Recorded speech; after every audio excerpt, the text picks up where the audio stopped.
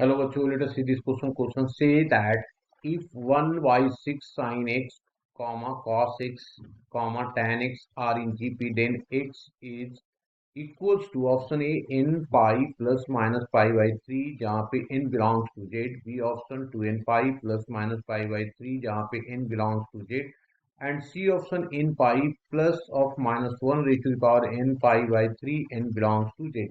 D option none of these. D option none of these. Now सबसे पहले की concept तो मैंने लिखा की कंसेप्ट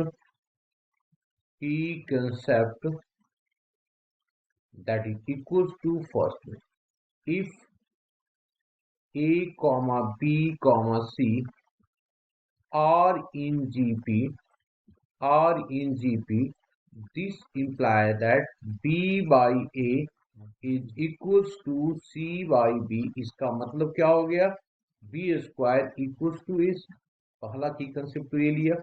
सेकेंड हम लोग लिया if cos theta equals to cos of alpha, this implies that theta equals to 2n pi plus minus of alpha जहां पे n belongs to z है। अब आ जाते हैं हम लोग क्वेश्चन पे। क्वेश्चन में हमारे पास गिवन है, गिवन दैट क्या है हमारे पास जी कि 1/6 sin x comma cos of x comma tan x are in GP.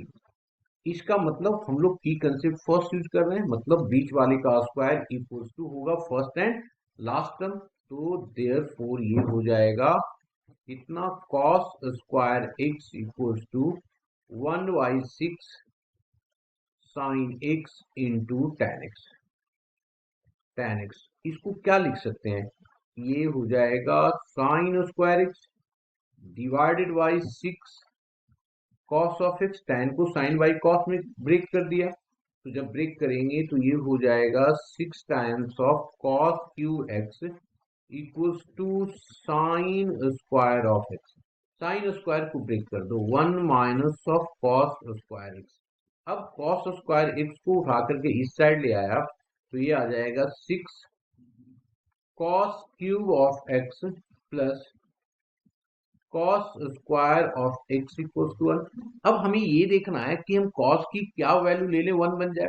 तो अगर मैं 1/2 लेता हूं तो ये आ जाएगा 1/8, तो ये 3/4 आ जाएगा और यहाँ पे 1/2 आ जाएगा। तो अगर देखो मैंने पुट करके देखा है ना, पुट किया cos x इक्वल्स टू 1/2, तो जब पुट करेंगे तो ये आ जाएगा 6 इंटू 1/2 की पावर 3 प्लस 1/2 का square that is equals to ये हो गया 6/8 प्लस 1/4, तो ये कट होकर के 3 हो जाएगा और ये हमारे पास 4 आ गया। तो ये 3 प्लस 1 डिवाइडेड बाई 4, तो ये हो जाएगा 4/4।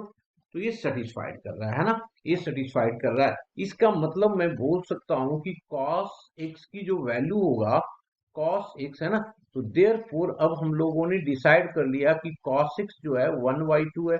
अब हमें ये देखना है कि cos जो है 1/2 कहाँ पे आता है, तो ये आता है cos π/3 पे, π/3 पे। अब हम लोग की कंसेप्ट लगा देते हैं सेकेंड, तो देयरफॉर क्या आ गया हमारे पास, ये हो जाएगा x is equals to 2n pi plus minus alpha की जगह पे क्या होगा π/3, जहां पे ये n बिलोंग्स टू z हो जाएगा।